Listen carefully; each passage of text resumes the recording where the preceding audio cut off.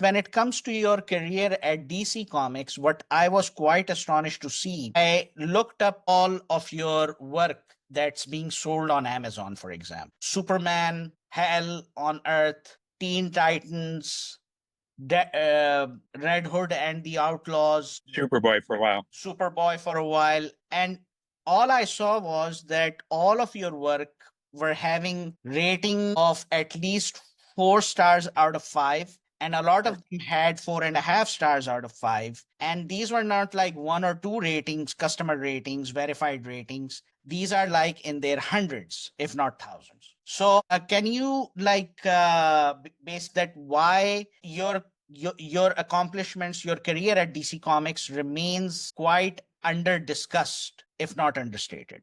That would probably have to be well, I'll tell you, let's look at it this way, is that I had been gone for a while, and then I was asked to come back with the new 52. 52 started, they said, okay, you'll be doing Titans. And I said, okay, that sounds fun, because it makes sense, like X-Men guy, Titans guy. Yeah. And so I turned in the issue, and this is where before I understood what the new 52 was. And what it was is that Titans would be reaching their 100th anniversary when about time they canceled it. So I wrote essentially what was issue 101. I turned it in. They go, no, we don't want this at all. We're not looking for a continuation. We're looking for a whole new way of looking at all these characters. Like in this version, Teen Titans, this is the first time we're seeing them. And I thought, oh, kind of a cool job to have to reimagine something. But the fans really wanted Titans 101.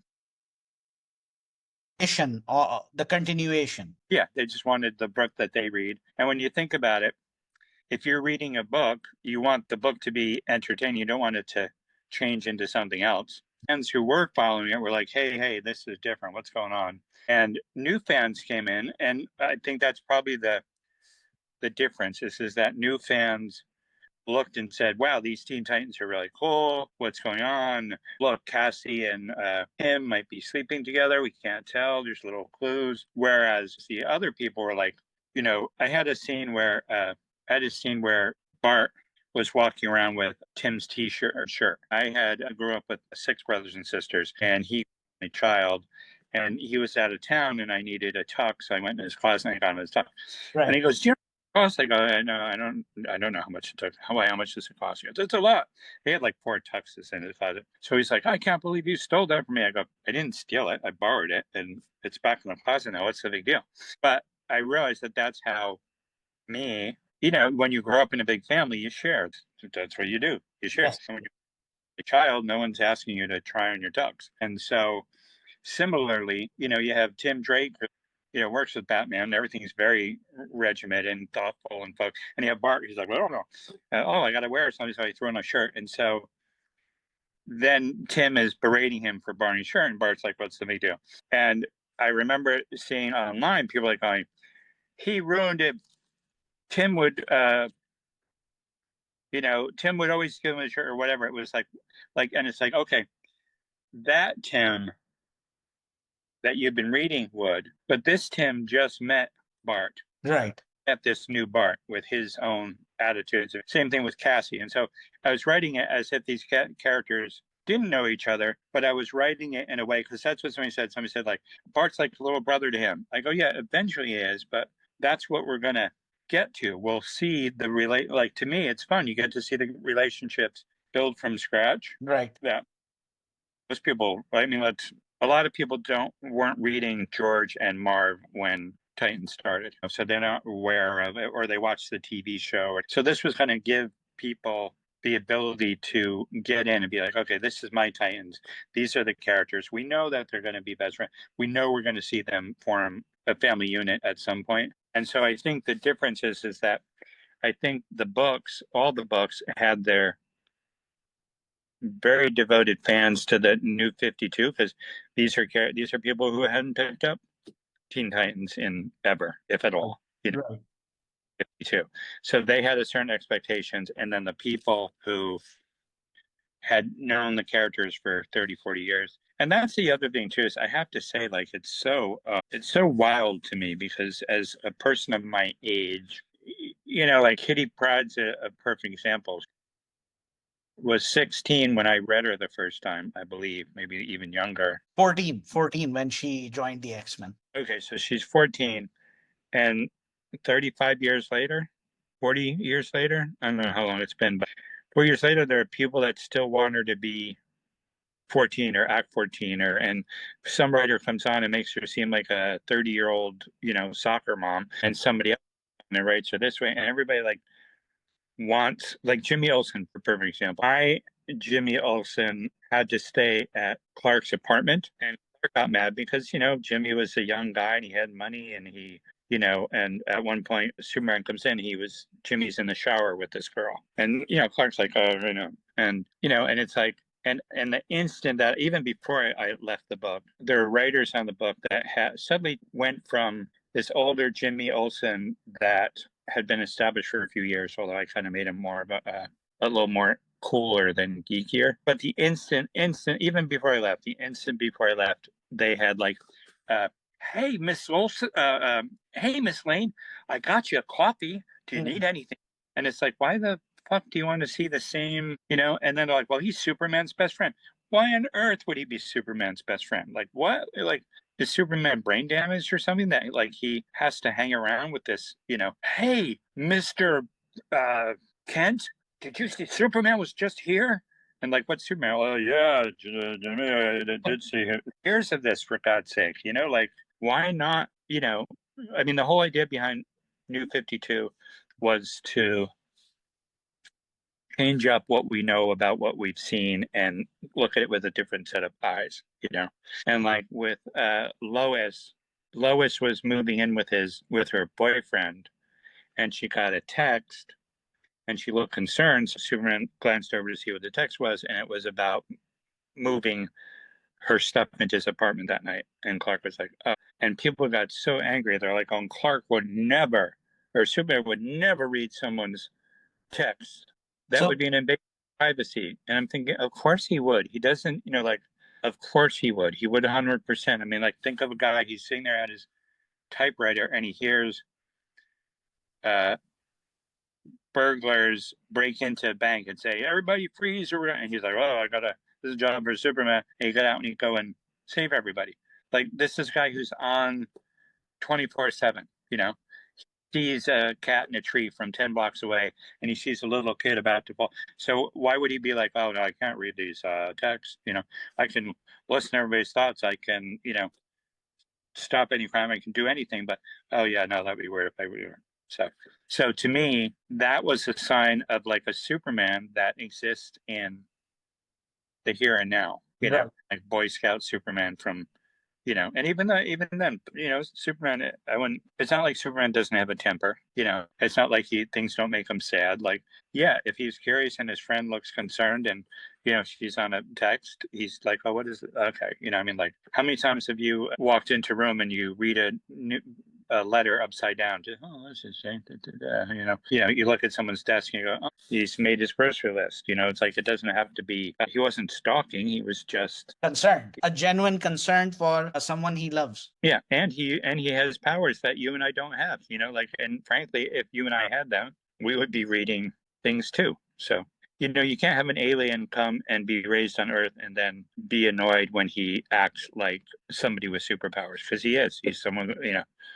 He's certainly way beyond you and I. So to think that we're going to whip him into shape and make him think like you and I is, I mean, even Superman. How many people do you know would 24 hours a day, 7 days a week, look out for everybody else around them?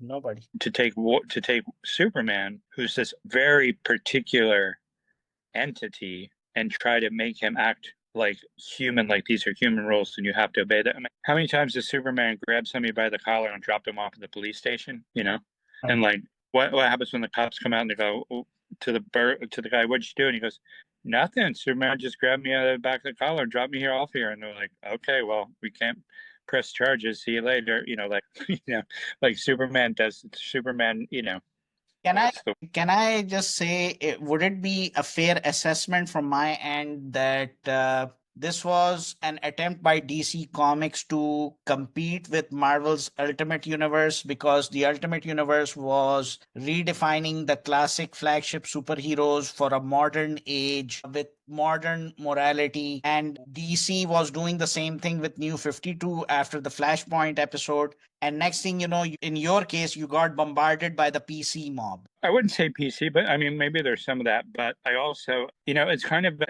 an interesting statement, because before Ultimates there was, what's the word I'm looking for? There was Marvel Knights. well, there were about 5 crises. Crisis on this, crisis on Right. that. Infinite Earths, yes. Final Crisis, yes. Yeah, and before that there was Moon Knight, and before that there was the Justice Society and the Justice League of America. Where suddenly, Wonder Woman was, or Batman, Superman, Wonder Woman were suddenly not there, and this new Superman, Batman, Wonder Woman, who acted very unlike they were in. I guess Batman was never in Justice Society, but I guess what I'm saying is that it is not all at all uncommon, and there was nothing really new about the New 52, with the exception that it was theoretically across the board. And I say theoretically, I was assigned 3 different books, 4 different books at one point, and each time I got the book, I was told, make this different, Right. make it like reimagine. And it's funny because I came up with this whole really cool way to do Bizarro, like a new Bizarro, like instead of me am confused, you am smart, like instead of that same whatever, I'm like, okay, I'm gonna do a different type of Bizarro. Someone who's not close to Solomon Grundy. Yeah, and somebody who's very, very close to Clark. And I was like, if what's his face, if his father Jarrell isn't going to take his human baby and send him out into space and be like, well, I wonder if that's going to work. Like he would. We used to send monkeys and dogs and whatever. So for him to say, listen, I'm going to make this vessel, I'm going to load it with cells, and we're going to see what happens to a Kryptonian in outer space under different stars, and da da da da da. And I sent him off, and the research comes back. He's like, "Oh, that's perfect." Meanwhile, it's still going around, spinning around. The cells are bonding, they're forming, they're becoming a living being. That living being is growing up in this shuttle. And I thought how bizarre that would be, like if he met himself, but like a version of himself that was like completely fucked up. Right. And so I took that in, and I had Chris draw how he would look. And he looked so cool. And they came to me and they go, listen, this character's really cool. You shouldn't call him Bizarro. Make him something new. I said, but it's cool because it's a new Bizarro. That's what makes him cool. And they go, no, make him new. And so that's when I came up with the origin for Hell. So basically, Hell, this Kryptonian, was actually supposed to be the refined version of Bizarro for New 52. Yeah. Wow. And that many times, like I did a character who's this brother, this brother can't stand light, and so his brother would bring him people that he could absorb their light from, Right. the light. And I loved it so much, and I said, and so that was originally Dr. Light. I'm like, how could I do Dr. Light different? Like frankly, I never understood Dr. Light. He had a power, and then the Asian woman became Dr. Light, and it's like, okay, like what is Dr. Light? So I was on the phone, and I said, yeah, I can't believe the new Dr. Light. It's really creepy and scary. Dan was on the phone with the editors, and he goes, well, he was already a rapist. Like, what could be scarier than that? I go, well, I don't really like the idea of using rape as a storytelling tool. So if I'm going to look at Dr. Light, it's like, how do you do a new Dr. Light? They kept saying, do new stuff for New 52. And I would do new stuff for New 52. And they all be, whoa, what are you doing? I'm doing what you told me to do, So that happened a lot. And, but Hell was a great example of a character that, I loved him. I loved him as how he came out, but I also loved him knowing what he was originally supposed to be. And like, I'll tell you, when I turned in the pitch, I turned in a very developed pitch. And one of the things that I wanted to do was in the first issue, I was going to have Jimmy Olsen is on a plane, and the plane blows up, and he's falling, and he hits his signal ring. And as he's falling, we know what's going to happen. We know Superman's going to save him at the last second. And, da, da, da. And meanwhile, Superman gets involved with something and he's fighting and it's this war and these people and they're above, blah, blah, blah. And Jimmy is like heading to the ground. And it's getting pretty close. Pretty close. He's going in pretty fast. Right. And Superman is in the middle of this thing. And on the last page, Jimmy's like, and Clark is where he is. And he just turns around and just says, I'm sorry. And boom, Jimmy hits the ground. He's dead. And so that was the issue. And then they're like, oh, well, you can't kill Jimmy. I go, well, and I forget why, but I had him come back.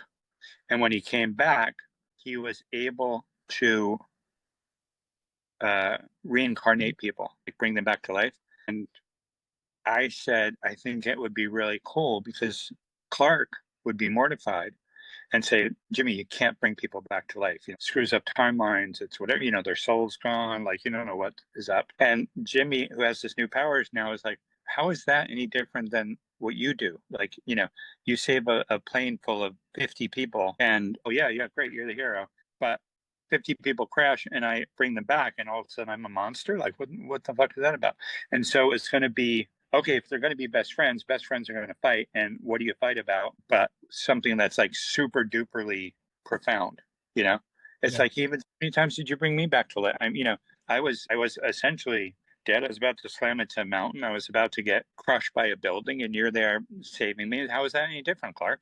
And so I thought, oh, that'd be like a really cool thing. So Gave both of them a moment or a master class in philosophy, basically. That both of them are somehow trying to justify their heroism, their respective versions of heroism. And what decisions do you get to make? For every person Superman saves in Africa, probably someone in Alaska at the time was about to get, hit with a truck full of logs. You got to make your decision. So why is Clark's decisions more elevated than Jimmy's in this particular situation?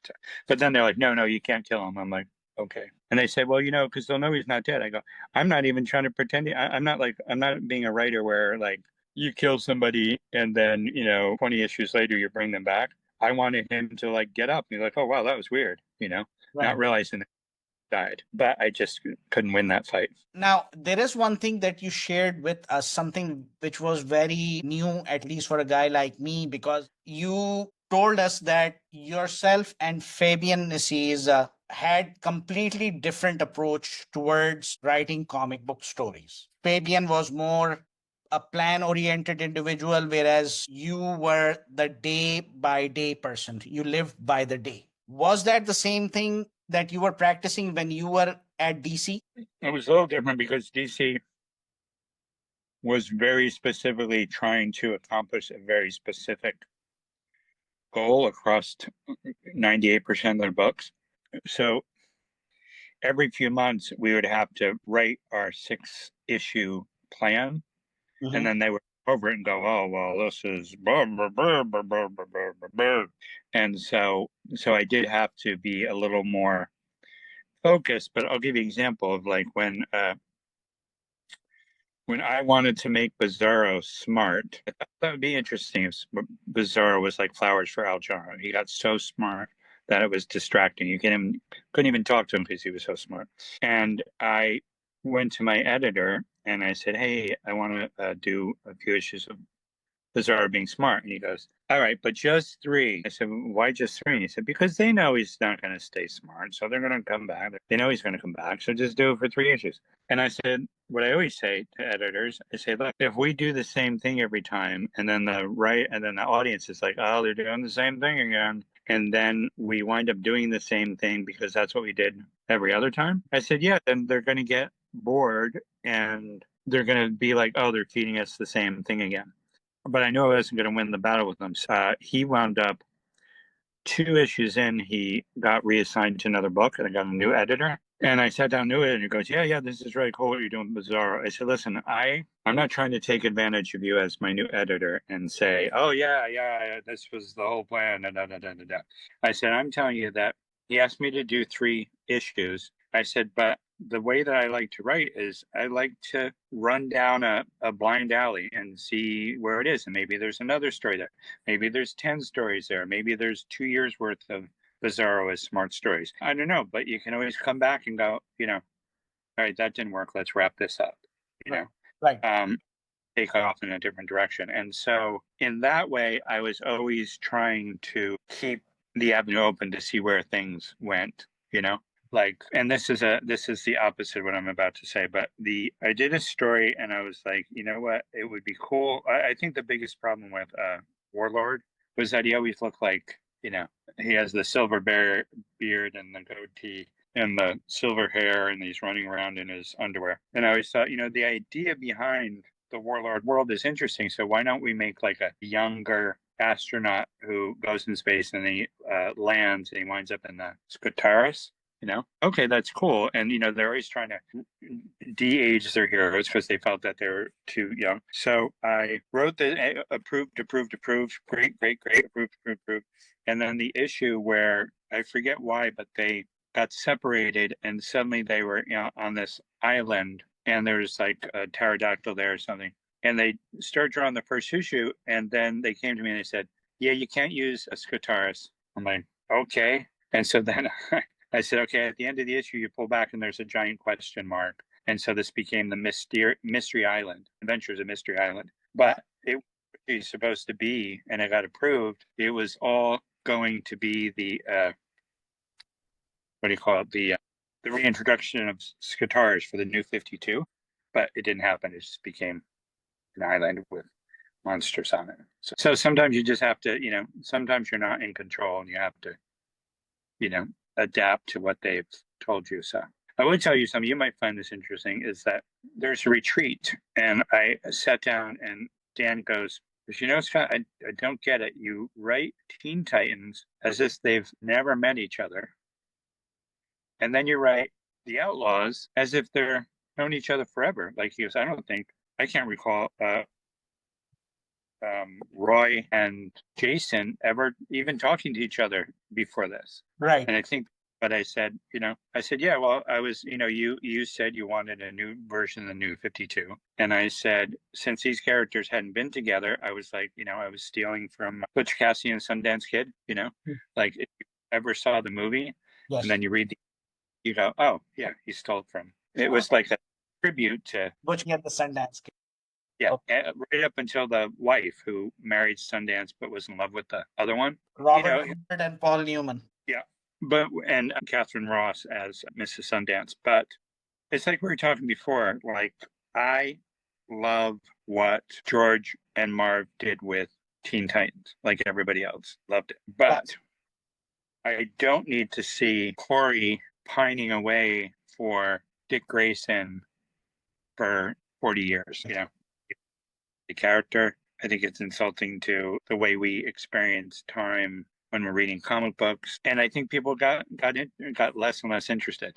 And in fact, it wasn't until Redhead and the Outlaws #1 that suddenly Starb is my favorite character. Yes, she's your favorite character. Yeah, I mean, I would believe she was like number 9 out of 50. I mean, she was an interesting character, but she wasn't everybody's favorite character. She was just. But the instant Red Hood and the Outlaws came, and I ruined her, suddenly she became like this untouchable icon. And I'm like, And then when when they took her out of the book and they put her in her own Starfire book, right? And she's like, squirrel, or she's like running around naked in front of a guy going, oh, I didn't know I was supposed to wear clothes. And it's like, okay, so that's somehow a positive representation of a woman, I mean, it sounds like, I don't know, it's just, but the idea. So we can get away with that. Yeah. I think they were thinking that she's an alien woman, so we can get away with that. Alien female, not a woman, alien female. I guess, but when I said that I was writing an alien female character, suddenly they're all, and, look at what's his name, Beast Boy. I remember Beast Boy from 30 years ago was hitting on Raven. Well, he eventually Raven, but he was always like after Corey, and like he can't, Dick can't satisfy you like I can, and I mean he was just like always saying, oh hey, nice, let me turn into monkey. Yeah, and so that's okay, but but Roy and Jason treating her as an adult woman who makes her own decisions, that's suddenly sexist, you know? So saying, hey, do something different, I would do something different and people would freak out. But to your point about eBay and the ratings, to this day, I mean, I can't tell you how many people, it's been, I don't know, 5 years now. Yeah. And conventions, and people will come up and they go, I loved Outlaws. That was the favorite. But I said, which one? Everyone, every manifestation of that series, I loved it, you know, and it has such huge fans. And then you have these other fans who are like, you ruined Starfire. You ruined, you ruined this. You ruined that. It's like, okay, if you read it and with one set of eyes, you're probably going to enjoy it. And if you read it with, you know, 40-year-old eyes or 55-year-old eyes, chances are you're not going to. Watch the full episode or listen to it on Spotify and Apple Podcasts.